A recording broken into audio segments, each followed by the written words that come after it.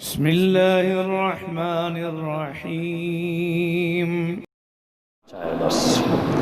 میرے دوستوں اور بزرگوں، اللہ رب العزت آگے فرماتے ہیں وَدَاوُدَ وَسُلَيْمَانَ إِذْ يَحْكُمَانَ فِي الْحَرْثِ، کہ حضرت داؤد علیہ السلام اور سلیمان علیہ السلام جبکہ ان کے پاس ایک کھیتی کا قضیہ آیا، اِذْ نَفَشَتْ فِيهِ غَنَمُ الْقَوْمِ، کہ قوم کی بکریاں ایک کھیت میں رات کو داخل ہو گئیں، وَكُنَّا لِحُكْمِهِمْ شَاهِدِينَ، اور ہم ان کے اس فیصلے کو دیکھ رہے تھے کہ داؤد علیہ السلام کے پاس ایک شخص نے اپنا فیصلہ پیش کیا کہ رات کو فلاں شخص کی بکریاں میرے کھیت میں داخل ہو گئیں اور اس میں انگور بھی تھے اور اس میں گندم بھی تھی، ساری کی ساری تباہ ہو گئی، ختم ہو گئی، آپ اس کا فیصلہ کیجیے۔ حضرت سلیمان علیہ السلام بھی اس وقت بچے تھے، 11 سال کے تھے، وہ اپنے والد محترم کے ساتھ بیٹھے تھے۔ اللہ نے اس آداب کو پیش فرمایا کہ ہم کس طرح نبیوں کو حکم و علم، کیونکہ پہلے آیت آ چکی ہے کہ ہر نبی کو میں نے جیسے کہا کہ اللہ نے حکم بھی دیا اور حکمت بھی دی اور علم بھی دیا، تو بچپن سے ان کے اندر وہ چیز ہوتی ہے۔ داؤد علیہ السلام نبی ہیں، سلیمان علیہ السلام ابھی 11 سال کے ہیں، وہ 40 سال میں نبوت ملتی ہے، لیکن حکمت ان کو مل چکی اور علم جو نبوت کا ہے وہ آنے والا ہے ابھی۔ اس دوران میں وہ دیکھ رہے ہیں کہ فیصلہ ابو جان یہ دے رہے ہیں کہ لو جی اس زمین میں جتنی کھیتی تھی اس کے نقصان کا اندازہ کیجیے۔ فیصلہ بالکل ٹھیک دیا داؤد نے، حضرت داؤد علیہ السلام نے فیصلہ بالکل اپنی اس حکمت اور علم کے اعتبار سے درست دیا کہ فرمایا جتنا نقصان کھیتی کو ہوا ہے پہلے اس کا اندازہ کیجیے۔ تو بتایا گیا جی اتنی بوریاں گندم بن سکتی تھیں، اتنے اس میں انگور ہو سکتے تھے، تو کہا اس کی قیمت لگائیے۔ اب اس دور میں اس کی قیمت لگائی گئی، تو ظاہر ہے کہ جو بکریاں اس کھیت میں داخل ہوئی تھیں وہ بازار میں پیسوں سے خریدی جاتی ہیں، تو انہوں نے فرمایا کہ جتنی مال کی وہ بکریاں بنتی ہیں وہ بکریاں جو ہے زمین کے مالک کو دے دی جائیں۔ اب وہ جب حساب لگایا تو ساری کی ساری بکریاں اس کے عوض میں جا رہی تھیں، اور وہ شخص بڑا غریب تھا جس کی بکریاں تھیں۔ اب زمین جس کی تھی اس کا بھی نقصان ہوا، اور داؤد علیہ السلام نے اس نقصان کے یعنی جو ہے اس نقصان کا اندازہ کرنے کے بعد اس کی قیمت پر بکریوں کا فیصلہ دیا کہ اب ان بکریوں کو اس زمین کے مالک کے سپرد کر دیا جائے۔ تو حضرت سلیمان علیہ السلام نے کہا کہ ابا جی اگر آپ چاہیں تو میرے پاس بھی ایک صلح والا نسخہ موجود ہے۔ اب یہاں یہ بات معلوم ہوئی کہ اگر عدالت میں فیصلہ قاضی پوری طرح عدل پر بھی دے دے اور اس کے بعد کوئی صلح کی شکل نکل سکتی ہو تو پھر بھی اس فیصلے کو صلح کے ساتھ بدل دیا جائے۔ بات سمجھیں، اس میں حکمت یہ ہے، اللہ نے فرمایا کہ اذ یحکمان، جب دونوں نے اپنا اپنا فیصلہ دیا، شاہدین ہم دیکھ رہے تھے اس بات کو، ہم نے ان کے اس فیصلے کو دیکھا، لیکن اللہ پاک فرماتے ہیں کہ ہم نے حضرت سلیمان علیہ السلام کو ففہمناہا سلیمان، اور زیادہ فہم عطا فرما دیا فیصلے کرنے کا، اور انہوں نے کہا ابو اگر آپ اجازت دیں تو میں فیصلہ کروں یا میں فیصلہ کچھ رائے دے دوں؟ تو میں کہا ضرور دیجیے۔ انہوں نے فرمایا کہ بکریاں جتنی بھی ہیں وہ زمین کے مالک کو اس وقت تک دے دی جائیں کہ جس سے وہ ان کا دودھ بھی پیے اور ان کی اون سے بھی فائدہ اٹھائے، اور میں اگر غنم میں دمبے ہیں تو اون بھی ان کی جو ہے نا وہ کاٹتا رہے، بیچتا رہے، اور زمین اس شخص کے سپرد کی جائے کہ جس کی بکریوں نے اس زمین کو ویران کیا ہے، جب وہ اسی طرح کھیتی ہری بھری کر کے دے دیں تو بکریاں اس کو دے دی جائیں، زمین مالک کو کی طرف لٹا دی جائے۔ اس پر حضرت داؤد علیہ السلام نے جواب میں فرمایا کہ اے سلیمان، اگر تو میرا بیٹا ہے لیکن اللہ نے تجھے فیصلہ کرنے کی قوت عطا فرمائی ہے، تو فوراً ہی نبوت کے اس قلمدان سے یہ فیصلہ دیا کہ میرے بیٹے نے جو فیصلہ دیا ہے یہ زیادہ قوی ہے، اس لیے میں اس فیصلے پر رائج کرتا ہوں۔ تو اللہ نے اس کو پسند فرمایا۔ تو اللہ فرماتے ہیں کہ داؤد علیہ السلام بھی فیصلہ کر چکے تھے، انہوں نے زمین کو کے خسارے کو اس بکریوں کی قیمت کے ساتھ کہ اتنی قیمت کی وہ بنتی ہیں اور ساری بکریاں مالک کے حوالے کی، اور سلیمان علیہ السلام نے 1 سال کا یہ تبادلہ کروا کر کہ جس میں 1 سال کے اندر یا اس سے پہلے بھی اگر وہ کھیتی ہری بھری اتنی کر دے تو وہ اپنی بکریاں واپس لے لے اور وہ اپنی زمین واپس لے لے۔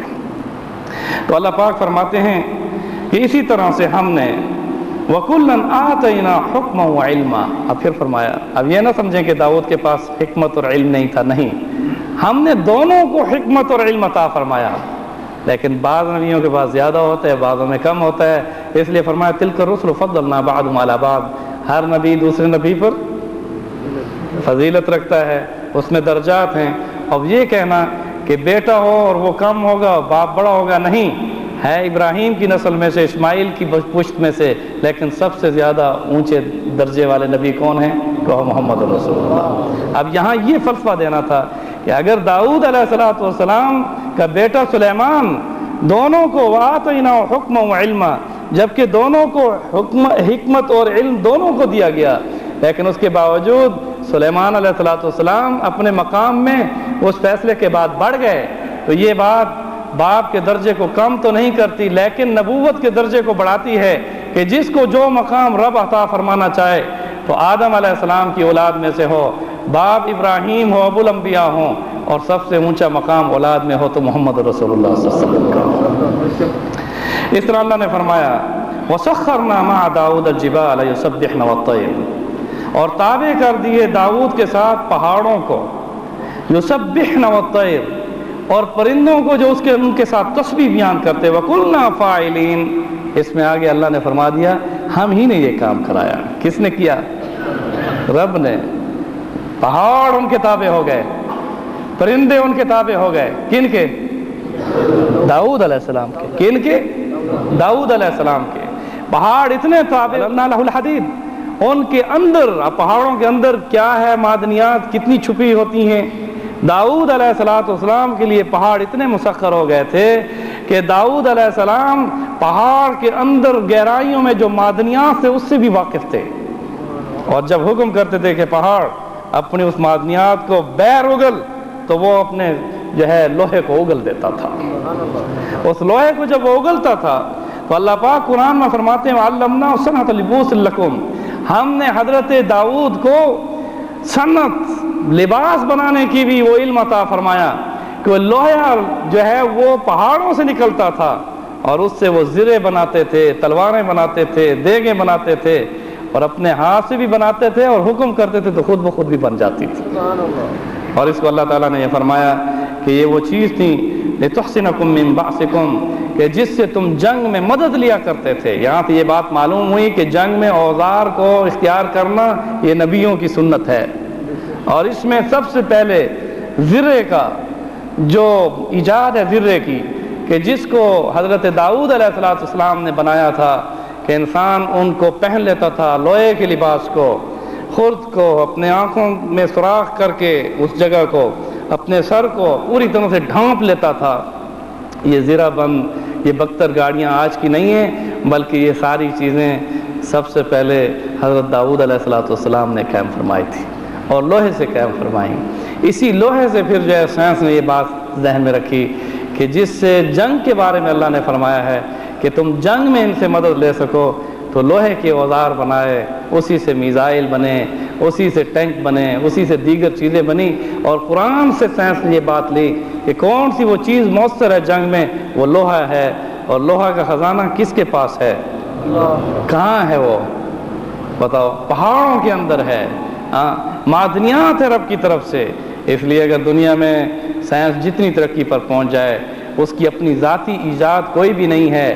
اگر اس کی ذاتی ایجاد ہے تو اپنی لکڑی بنا کر لائے، اپنا لوہا بنا کر لائے، اپنا پانی لے آئے، اپنا بنزین لے آئے، اپنا ربڑ لے آئے۔ یہ ساری چیزیں کس کی تخلیق ہیں؟ جب اللہ کی تخلیق ہے، اور ان کا آپس میں ترتیب اور ترکیب ایسی ہے جو جس کو بنا کر وہ ایک چیز بنا لیتے ہیں، تو یہ ایک چیز ایسی ہے جس کو صنعت کہا جا سکتا ہے، کہ صنعت ہے، کہ انسان کی صنعت ہے، یہ سوچ ہے، ان چیزوں کو بنا لو تو ایسی چیز بن جائے گی، کھانوں کی یہ ورائٹیاں بنا لو تو یہ چیز بن جائے گی۔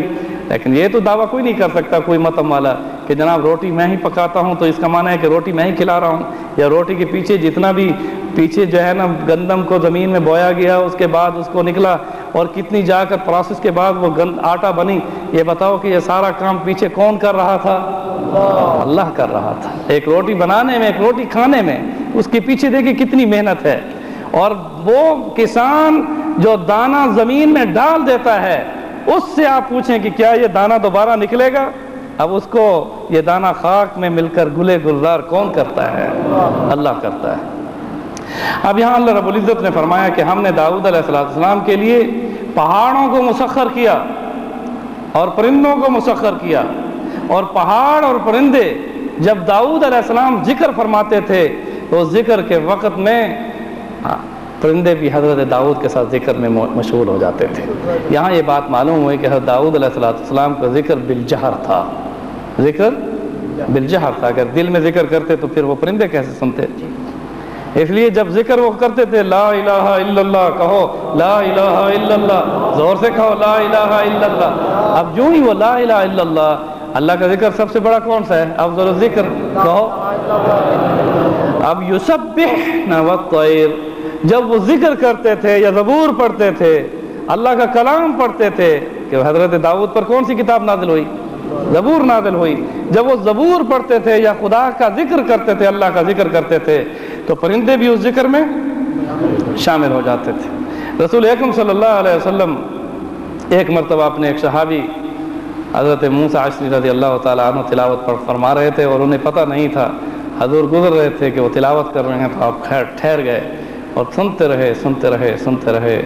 مزہ آیا. اس کے بعد آپ نے فرمایا کہ موسیٰ تیری تلاوت کو نبی نے سنا اور داؤد کی تلاوت کو فرشتے اور اس کے علاوہ پرندے سنا کرتے تھے. یہاں یہ بات معلوم ہوئی کہ قرآن کی جب تلاوت کی جائے تو اس کو سننا ایسی سنت ہے کہ نبی خود رسول اللہ صلی اللہ علیہ وسلم نے اس کو پسند فرمایا. بات سمجھیں؟ تو ایسی مجلس میں بیٹھنا بھی ثواب ہے. تو بہرحال میرے دوست اور بزرگوں، تو اللہ پاک فرماتے ہیں وَلِسُلَيْمَانَ الرِّيحَ عَاصِفًا تَجْرِي بِأَمْرِهِ، فرمایا کہ ہم نے سلیمان علیہ السلام کے لیے ہواؤں کو تابع کیا. عاصفةً تجری بأمرہ، تیز رفتار ہوائیں جو ان کے حکم سے چلتی تھیں، اور اس پر ان کا تخت اڑتا تھا. اور وہ تخت اتنا بڑا تھا کہ تمہارے جہازوں میں کتنی کرسیاں ہوں گی؟ زیادہ سے زیادہ یہ 600 کی کرسی والا جہاز ہوگا. حضرت سلیمان علیہ السلام کے تخت پر 1,00,000 کرسیاں تھیں. کتنی کرسیاں تھیں؟ 1,00,000 کرسیاں تھیں. اور ان پر سایہ پرندوں کا ہوا کرتا تھا. اور جب وہ اڑتا تھا تخت ہواؤں میں تو صبح سے ظہر تک 1 مہینے کی مسافت کرتا تھا. صبح سے ظہر تک ایک پہر جو ہے وہ کتنے مہینے کی مسافت ہوتی تھی؟ 1 مہینے کی مسافت ہوتی تھی. پھر ظہر سے مغرب تک 1 مہینے کی مسافت ہوتی تھی. اور اس میں ویرلیس کا وہ نظام تھا کہ فضاؤں پر اڑتا ہوا وہ تخت اگر چیونٹی بھی گفتگو کرتی تھی تو سلیمان اسے سنتا تھا. یہ نہیں ہے کہ اپنی خبر پہنچائے، ان کی خبر کو بھی سنتے تھے. یا ایھا النمل، جب ان نمل سے نملہ نے کہا، قرآن میں سورۃ نمل اٹھائیے کہ اپنے اپنے مسکنوں میں داخل ہو جاؤ کہ سلیمان کا تخت اڑ رہا ہے، کہیں یہاں بیٹھے گا تو کہیں اگر تم یہاں اس میدان میں بیٹھ گیا تو ہم تو سب غرق ہو جائیں گے. فتبسم، قرآن کہتا ہے سلیمان علیہ السلام نے ان کی گفتگو کو سنا اور مسکرا پڑے. یہ کس نے سنائی یہ گفتگو بتاؤ؟ کون سی وائرلیس تھی؟ رب کی طرف سے. آپ کیا سمجھتے ہیں سیٹلائٹ پر اگر کوئی شخص آج بیٹھ کر ہزاروں میل دور ایک ایسی چیز کو سیارات کے ذریعے سے کیمروں سے اخذ کر کے اس کو دیکھتا ہے تو یہ تو ہمارے صحابہ میں اللہ نے کرامت رکھی تھی کہ حضرت عمر فاروق خطبہ دے رہے تھے ممبر پر، اور ممبر پر خطبے کے دوران میں ہزاروں میل دور ایک لشکر اسلامی ہے، اس کے پیچھے ایک دشمن فوج ہے اور پہاڑ کے دامن میں وہ دشمن ان پر ابھی حملہ آور ہونے والے ہیں. اور حضرت عمر بن خطاب رضی اللہ تعالیٰ عنہ امیر المومنین ہیں، خلیفہ راشد دوم ہیں.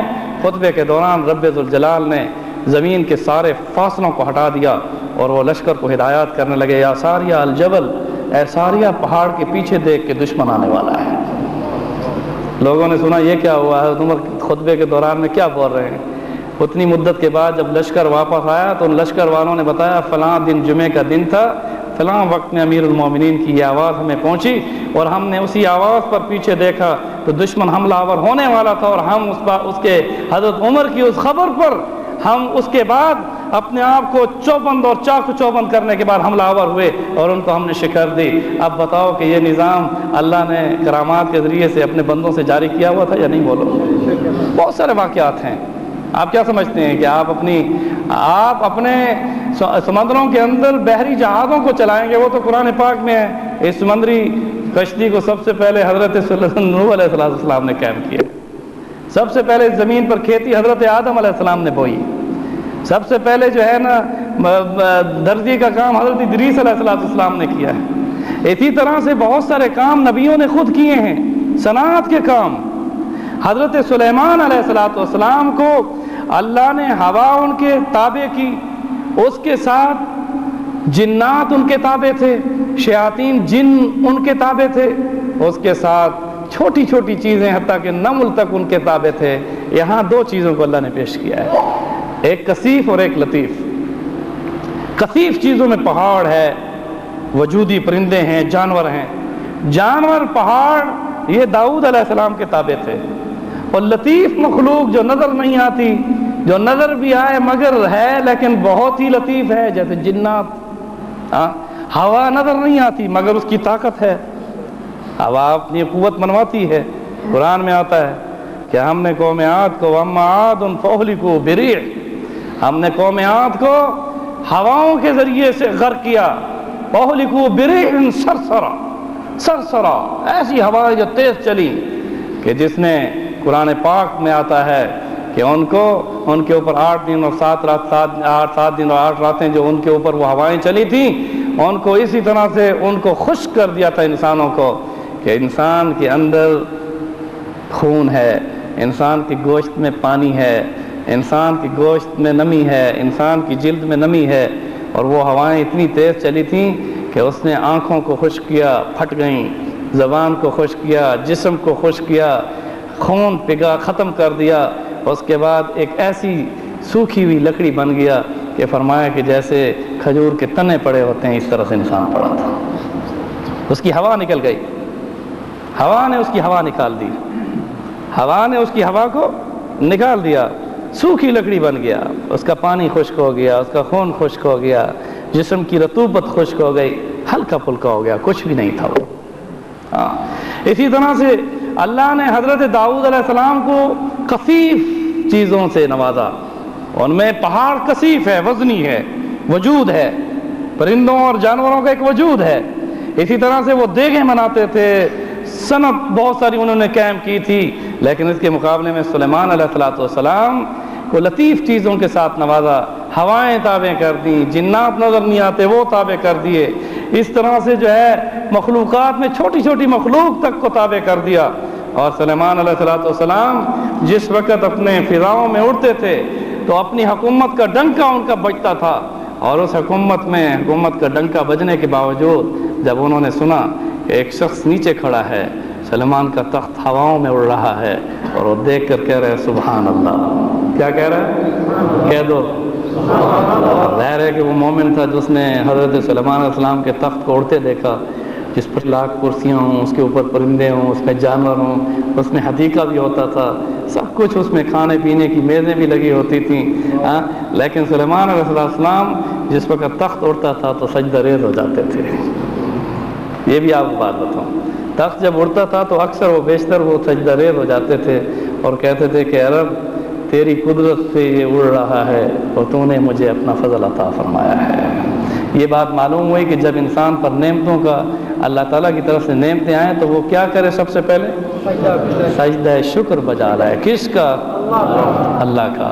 یہ سلیمان علیہ السلام کی ادا تھی، تخت جب بھی اڑتا تھا وہ سجدہ ریز ہو جاتے تھے، اس کے بعد سجدے سے فارغ ہوتے اپنی قوم کے ساتھ بیٹھتے اٹھتے اس فضاؤں میں۔ تو اسی طرح سے سلیمان علیہ السلام میں ہوا اتنی مسخر تھی کہ آپ کے بارے میں ذرا سی کوئی بات کوئی کرتا فوراً کان تک پہنچ جاتی۔ شخص نے کہا سبحان اللہ کہ تخت سلیمانی کیسے اڑ رہا ہے، تو فوراً یہ اپنے تخت کو وہاں کہا کہ اس کے پاس جا کر ٹھہر جاؤ۔ اب اس کے پاس آ کر تخت جب ٹھہرا تو شخص گھبرا گیا۔ سلیمان علیہ السلام میں بڑی جلال ایک بہت جلالی تھے۔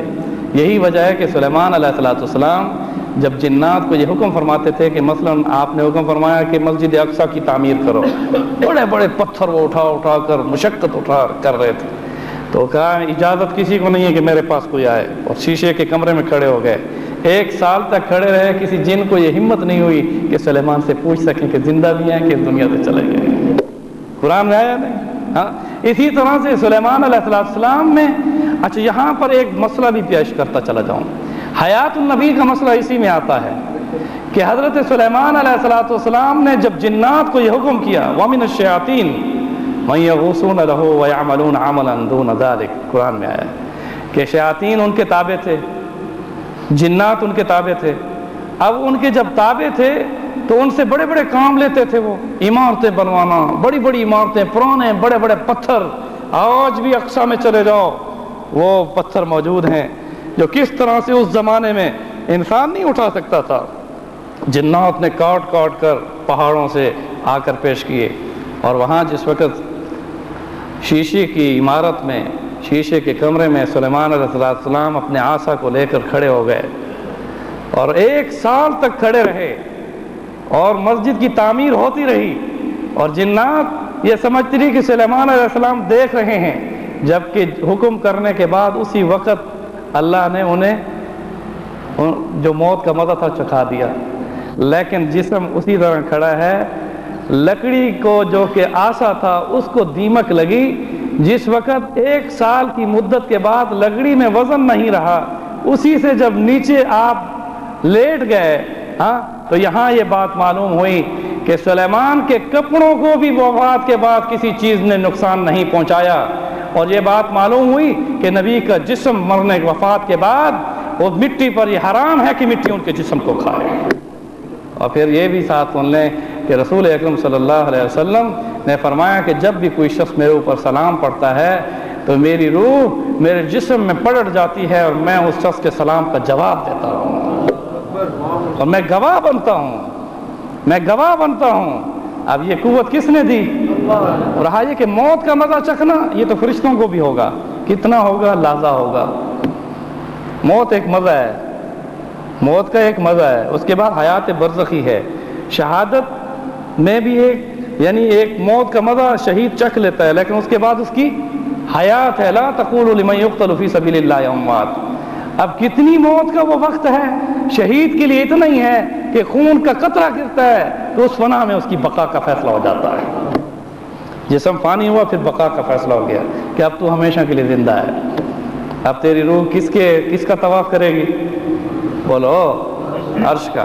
اب یہاں میں عرض کر دوں کہ سلیمان علیہ السلام 1 سال کے بعد جس وقت تو جنات نے یہ کہا کہ ہے کاش کہ ہمیں یہ معلوم ہوا تو ہم مشقت ہی نہ اٹھاتے، ہاں، یہ قرآن میں آتا ہے۔ اب یہاں پر اللہ نے فرمایا وَمِنَ الشَّيَاطِينِ مَن يَغُوصُونَ لَهُ، کہ شیاطین اتنے تابع تھے کہ حضرت سلیمان انہیں حکم کرتے تھے کہ تم سمندروں کے اندر گہرائیوں میں چلے جاؤ۔ اب وہ جنات ان گہرائیوں میں چلے جاتے تو کہتے تھے کہ وہاں سے ہیرے جواہرات لے کر آؤ۔ ہیرے جواہرات سمندروں سے سب سے پہلے جس نے حاصل کیے وہ حضرت سلیمان علیہ السلام ہیں۔ ابھی آپ بحرین کی منڈی میں جا کر خریدتے ہیں، سمجھتے ہیں کہ جہاں انسان آج ایسا ہے کہ جو سمندروں کے اندر بھی جو ہے نا تیراکیاں کرتے ہوئے ان صدف سے جو ہے نا ہیرے لیتا ہے، یہ کام نبی پہلے کر چکے ہیں۔ بات سمجھے ہیں؟ آپ کوئی بھی چیز اگر آج اپنے لیے کہتے ہیں کہ جناب بحث فخر ہے، اگر تم چاند تک گئے ہو تو حضور صلی اللہ علیہ وسلم معراج میں عرش تک گئے نہیں گئے۔ آج اس طرح سے حضرت سلیمان علیہ السلام کے بارے میں بتا رہا تھا کہ انہوں نے جب سنا کہ اس بندے نے تخت سلیمانی کو دیکھ کر کیا کہا، سبحان اللہ، تو آگے اس کے پاس پوچھا کہ تو نے کیا کہا؟ گھبرا گیا وہ، اس نے کہا اللہ کے نبی مجھ سے کوئی غلطی تو نہیں ہوئی، میں نے تو صرف آپ کے اس تخت کو اڑتے ہوئے دیکھ کر یہ کہا سبحان اللہ، پاک ہے وہ ذات، اللہ قدرت والی ذات ہے اللہ کہ جس نے سلیمان کے لیے ہواؤں کو مسخر کیا کہ ہواؤں میں تخت اڑ رہا ہے۔ تو سلیمان علیہ السلام نے جواب میں فرمایا کہ اے بندے، اللہ کے بندے، میں تجھے ڈانٹنے کے لیے نہیں آیا ہوں، تجھے تیرے کلمے کی قیمت بتانے آیا ہوں، تجھے تیرے کلمے کی قیمت بتانے آیا ہوں۔ سن اب کلمے کی قیمت کہ تیرا یہ سبحان اللہ کہنا داؤد اور آل داؤد کی سلطنت سے افضل ہے۔ کس لیے؟ فرمایا میں تو اس دنیا میں تخت بھی چھوڑ جاؤں گا، لیکن تیرے سبحان اللہ سے جنت میں درخت لگ چکا ہے، وہ ہمیشہ رہے گا۔ اور اس کے نیچے حضور نے جیسے فرمایا کہ ایک دفعہ سبحان اللہ بندہ جب پڑھتا ہے تو جنت میں ایسا درخت اللہ پاک پیدا فرماتے ہیں کہ 100 سال تک تیز رفتار گھوڑا بھی نیچے بھاگتا رہے تو اس کا سایہ ختم نہ ہونے پائے۔ فرمایا تیرے کلمے کی قیمت، سبحان اللہ کی قیمت اتنی ہے کہ یہ باقی رہنے والی ہے۔ آل داؤد کا تخت تو ختم ہونے والا ہے، کل نفس ذائقۃ الموت کل من علیہا فان۔ اب یہاں پر یہ حضرت سلیمان علیہ السلام نے فرمایا، اور اللہ نے قرآن پاک میں آیات بھی نازل کی، فرمایا کہ الصالحات باقیات الصالحات، کہ باقی رہنے والی چیزیں کیا؟ المال والبنون زینت الحیات الدنیا والباقیات الصالحات، باقی رہنے والی چیزیں کیا ہیں؟ کہو سبحان اللہ والحمد للہ ولا الہ الا اللہ واللہ اکبر ولا حول ولا قوۃ الا باللہ العلی العظیم۔ معزز سامعین حضرات، اب ان آیات کریمہ کی سماعت کیجئے جس کی تفسیر میں نے آپ کی خدمت میں پیش کی۔ تفضل۔ اعوذ باللہ من الشیطان الرجیم، بسم اللہ الرحمن الرحیم۔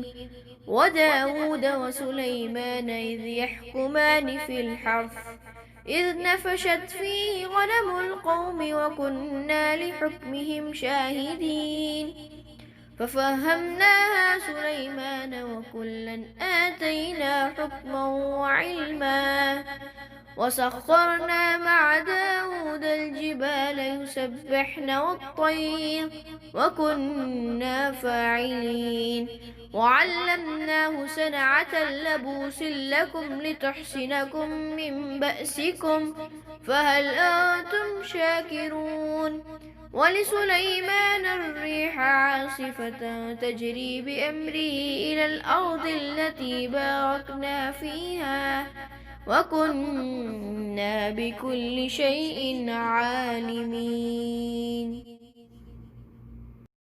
دین اسلام کی نشر و اشاعت کے لیے دینی اصلاحی خطبات، دروس تفسیر قرآن و حدیث اور اسلامک لیکچر سننے کے لیے مولانا ڈاکٹر احمد علی سراج کا آفیشیل چینل سبسکرائب کریں اور بیل آئیکن کو دبائیں۔ جزاکم اللہ خیرہ۔